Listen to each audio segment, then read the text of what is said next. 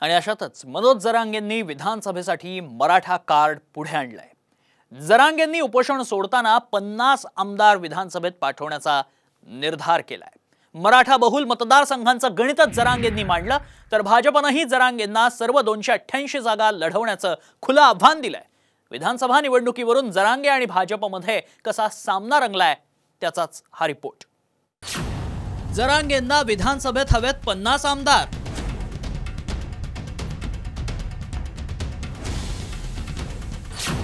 जरांगेंनी मांडलं मराठा मतांचं गणित।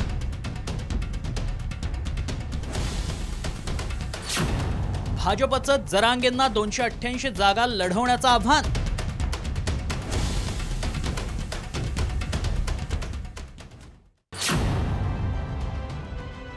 मराठा आंदोलक मनोज जरांगेंनी पुन्हा एकदा आमरण उपोषण मागे घेतलं असलं तरी आगामी विधानसभा निवडणुकीसाठी जोरदार तयारी केल्याचं दिसतंय। जरांगेंनी भाजपच्या उमेदवारांना पाडण्याचं आवाहन केलं असलं आणि स्वतः राजकारणात जाणार नसल्याची घोषणा केली असली तरी 40 ते 50 आमदार विधानसभेत पाठवण्याचा निर्धार केलाय। आपले सुद्धा विधानसभेत आपल्याला काही अडचणी आल्या तर बोलायला कोणीच नाही। पिकाला भाव मिळावा म्हणून नाही, मराठा आरक्षणासाठी नाही, मुस्लिम आरक्षणासाठी नाही, दलित नाही, बाराबोलीतदार नाही, बंजाऱ्याचं नाही, धनगर बांधवांचं नाही, कोणाचा प्रश्न मांडायला कोण आहे विधानसभेत? आपलं लोकांना सांगायला करतो का तेवढं? आणि त्याचं असलं म्हणत तर करीत नाही करीत। आपले 40-50 पाहिजे तो हाकते शहराची विधानसभा बंद पडली। राज्यात बहुसंख्य मतदारसंघांमध्ये मराठा बहुल मतदार आहेत। या मतदारांची ताकद दाखवण्याची जरांगेंची रणनीती आहे। मात्र त्यांच्या निशाण्यावर भुजबळ, धनंजय मुंडे, गिरीश महाजन हे ओबीसी नेते आहेत। या नेत्यांच्या मतदारसंघांमधल्या मराठा मतांचं गणित जरांगेंनी मांडलंय। अरे मी आता आष्टी पाठवते शिरोर मधलं व्यापार काढले, मी 1,23,000 म्हणलो होतो सकाळी। 1,80,000 नुसता मराठा आहे। ए झोपलेल्या मराठ्या हो आहेत का खोपड्या जागेवर? कवर वाटोळा करतात आपल्या जातीचं। त्या जामनेरला 1,36,000 मराठा आहे। 1,46,000 नुसता येवल्यात हे, 1,14,000 नुसता परळीत हे। झोपा कशाला भेकार कोणाला? जरांगेंच्या या रणनीतीला भाजपनेही थेट आव्हान दिलंय।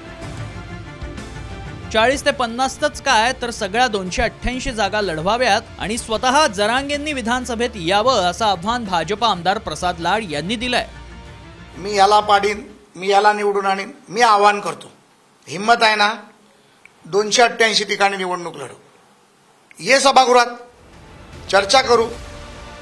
लोकसभा निवडणुकीत जरांगे फॅक्टरमुळे मराठवाड्यात महायुतीला मोठा फटका बसला होता। आता जरांगेंचेच उमेदवार विधानसभेच्या मैदानात उतरले तर त्याचा मवियाला फटका बसू शकतो। त्यामुळेच की काय जरांगेंनी शिवराळ भाषा वापरली तरी सबुरीची भूमिका घेणाऱ्या भाजपनं निवडणुकीच्या मुद्द्यावर थेट जरांगेंना खुलं आव्हान दिलंय। त्यामुळे जरांगे विधानसभेच्या मैदानात उतरणार का याबाबत उत्सुकता आहे। ब्युरो रिपोर्ट, साम टीव्ही। आणि अशातच दुसरीकडे जरांगेंवर अजय बारसकरांनीही गंभीर आरोप केलेत। जरांगे लबाड माणूस आहे, त्यांनी गुप्त बैठका घेतल्याचा आरोप पुन्हा एकदा बारसकरांनी केलाय। जरांगेंना निवडणूक कशी लढवायची हे माहित नसल्याची टीकाही बारसकर करतायत। की हा माणूस खोटारडा आहे, लबाड आहे, त्याच्या पोटात एक आणि ओठात एक आहे आणि आज ते समोर दिसले। आणि त्यांनी गुप्त बैठका घेतल्या, लोणावळ्याला घेतल्या, वाशीत घेतल्या, अशोक चव्हाणांबरोबर घेतल्या, या सगळ्या गुप्त बैठका त्यांनी घेतल्या।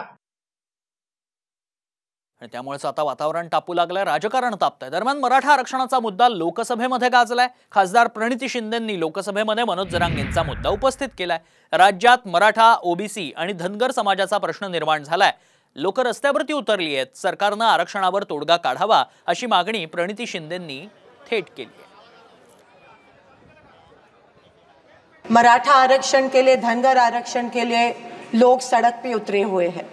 वहां पे श्री जरांगे जी भूख हड़ताल पे अभी बैठे हुए हैं, पर सरकार तनाव बढ़ा रहा है। जब केंद्र सरकार और राज्य सरकार, दोनों बीजेपी के हैं। तो मैं यही गुजारिश करती हूँ सरकार से कि कास्ट सेंसस जल्द से जल्द हो जाए और मराठा धनगर आरक्षण मिल जाए और हमारी महिलाओं को भी आरक्षण मिल जाए।